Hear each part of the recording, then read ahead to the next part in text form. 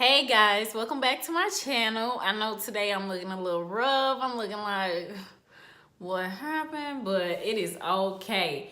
I literally just thought about this in my head and I had to get it out to you guys because this is something that's weighing heavy on my heart. Heavy. Most people know that I have been doing a diaper drive for my internship. I work at a community action center here in Columbia. And what my internship, like what they do at that building is basically anything from helping you with the bill or helping you with like your government assistance, getting stuff in order, to putting your child through school, making sure that you have the proper things like school supplies, or if you're having a baby, make sure you have all the supplies you need and clothes, all of that. They help. And most of these type of agencies, they get overlooked a whole lot by the government, by people in the community, by people who don't need their services, so they just don't know about it. And I just really wanted to let you guys know that this has been a very, very humbling experience for me. I will say that working with a community action center has opened my eyes to a whole lot, because I'm very well taken care of. I have the privilege to have great parents that love and can support me financially. And you know, there's some people who they may not have a support system, or they may not have they might not have parents at all. So that's what the community action center is for, is to help you get things that you need done. They're gonna be there to help you. And so with my diaper drive, I started it 2 weeks ago and it ends tomorrow. I should have did this video a long time ago, but I never thought that I would be this excited about this, or I never thought that it would be something that I would have to broadcast to people, that diaper insecurity is real. It is real, okay? It's like, it's real. It seriously is. Children in poverty is real. And you know, children, they can't support themselves. They can't go out and get a job. So it's left up to the parents, and parents, they become stressed and all of that. But we're gonna get into all of that. So let's just get into the video, because I love to ramble on in my intro and just talk and waste time. So let's get into it. All right, so why is diaper insecurity so important? I'll be looking down because I have my computer right here. Like I said, y'all, I thought about this like 10 minutes ago. And so I was like, let me write down some notes so that way I won't be like scrambling all over the place. My eyelids look like super dark right now. I look a mess. But it's okay, because y'all gonna get to know me and y'all gonna get to see me. Sometimes I don't look as good. I just came from volunteering at a women's shelter, so I'm just looking normal. I'm looking normal. This is me in the school week. It's Sunday though, but this me during the school week too. So I'll be looking down at my computer just so I can stay on track. I'll try not to like ramble on after each fact and just keep going with the flow. So why is diaper insecurity so important? 1 in 3 families in the US have a hard time keeping their child in clean diapers. 5.2 million children in the US age 3 or younger live in poor or low income families. And in Missouri, the poverty rate is higher than the national poverty rate. The national poverty rate is 12.7, and we are 1.3% over that at 14%. So in Missouri, there are 5.9 million residents, and about 826,000 of them live in poverty. So you can only imagine how many kids live in poverty in Missouri. I don't know that stat, like the actual number, but I've learned that people in poverty have more kids than someone who lives in the suburbs most of the time. So that means it's probably way out of that 826,000, there's probably a ratio 3 to 1 with parents, because Most parents in poverty are probably single.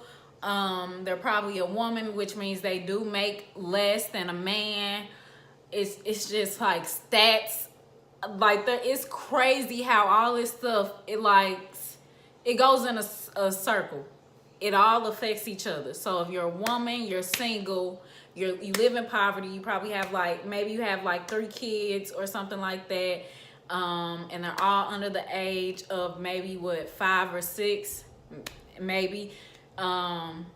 You cannot support that. You work in a minimum wage job, and at a minimum wage job, you make between 15 to 20,000 a year. Diapers are probably, or babies' expenses overall are probably, you know what? Shut up, Chelsea, because you got that all right here. See, this is what I'm talking about. That's why I had to write notes. Because I'll just talk. Because I've gotten way too passionate about this. After I've done it and I've had to call people and ask businesses for donations and things of that nature, I've gotten super involved in this, and it's something that I'm super passionate about. So, infants, okay, so newborn babies, they require anywhere from 10 to 12 diapers a day. If you times that by 30, that's 360 diapers.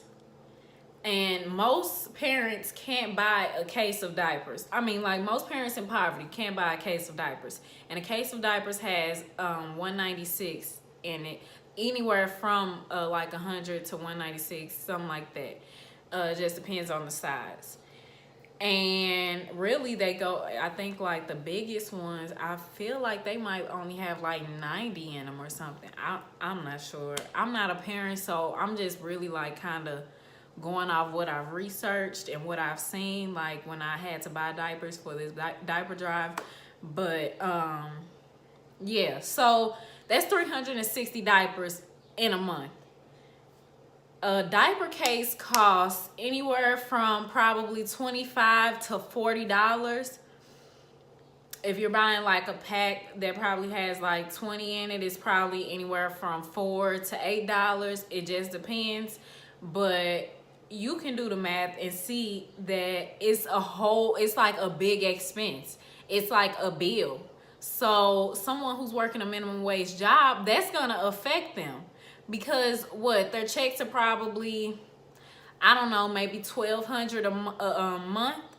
And if you have to buy 2 cases of diapers and in a month, then you spending anywhere from $70 to $80. That's a big expense to someone who they have to actually budget and have their money set for different things. Diaper insecurity, it not only affects the child, but it affects the parents as well. It makes them seem like they're not good parents. When women report symptoms of depression and anxiety when they can't provide for their child, and also thinking about postpartum depression, they have to deal with that. They have to deal with, just making sure everything is straight, especially when you're a single mom. It is a lot. It is a lot to keep up with. The mental stress of a mom or a parent, it rubs off on the baby. So then not only are you stressed and agitated, but your baby is too. So that makes you even more agitated because you're I can't do nothing about it. I can't do nothing to help. And that's where my internship, where I work at, that's where we come in, because we help with supplying everything you need. Everything you may possibly need for your baby, we will help you supply it. Okay, so 21% of children in the United States, they live in poverty. I know it doesn't seem like a lot, but you gotta also remember there's a billion people, 8 billion people on this earth. But 21% is a lot. It's a lot, okay? It shouldn't be 21%. It should be 10 or 11%, and that's me being generous. It really should be 0% of children in poverty, because children are not asked to come into this world. So I don't think that they should be the ones that suffer from things like this. And I know parents, they don't try to do it, but people who are able to help should help. You should have the heart to know that children, they don't ask to be in the predicament they're put in. And sometimes, you know, you accidentally slip up and get pregnant, and now you have to take care of a baby. People should be willing. People who are well off and they have all the money in the world, they buy their children everything, they should be able to give back. It's that simple. And I hate to say it, but Americans are selfish. They are.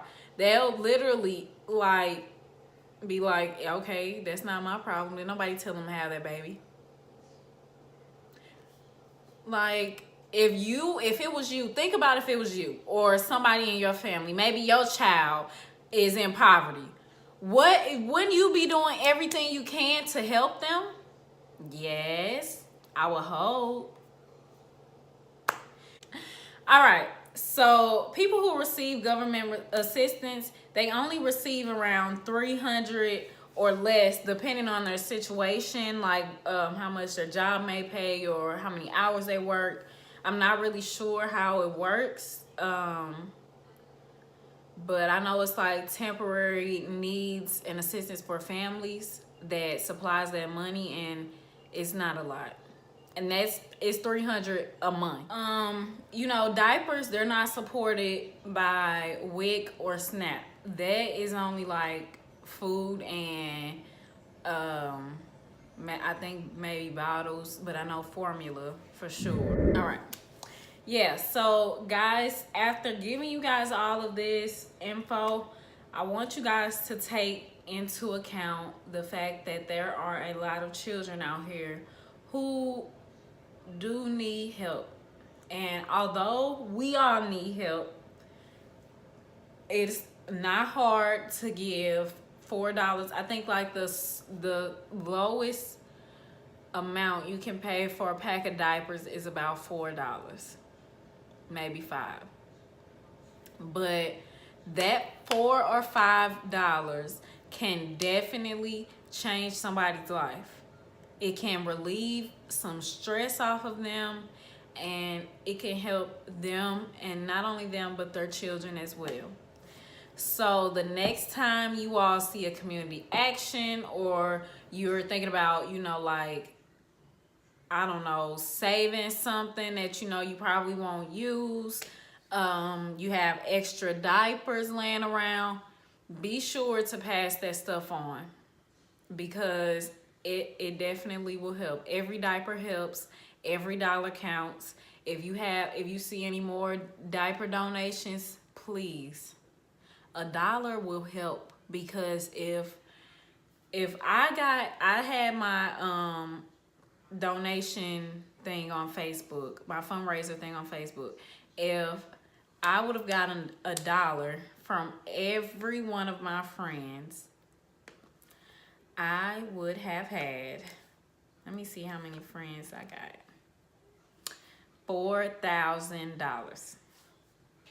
So $1 can definitely add up to be something way more than what you think. I know $1 may not seem like a lot to you, but to organizations like the one I work with, that definitely helps. Anything can help. And in my diaper drive, I have raised so far, I'm gonna say probably $1,460. I got 1,000 of it in donations of diapers, and I got 300 or 460 of it in money, and I am going to use that money to go and buy like car seats and playpens, booster seats, bottles, wipes, you know, anything that can help.